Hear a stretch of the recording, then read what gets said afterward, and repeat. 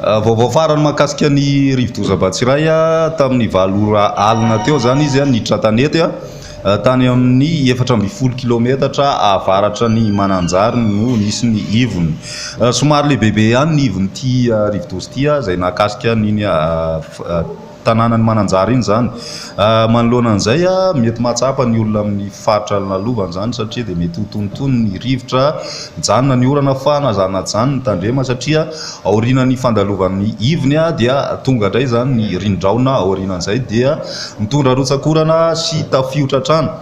Ny filazana loza tsy dia nisy niova amin'ny ankapobeny filazana miloko mena trano zany ny distrika na ny faritry Vatovavy ny any amin'ny faritry Fidivinany ihany koa, ny any Atsimo Atsinanana, Mangoro, Analamanga, Itasy, Vakinankaratra, Amoronmania, Matsiatra Ambony, Orombe sy ny distrika Ambatondrazaka. Filazana miloko mavo kosa ho an'ny faritry Bongolava, Menabe, Atsimo Andrefana, Anosy, Androy sy ny distrika Antsalovo.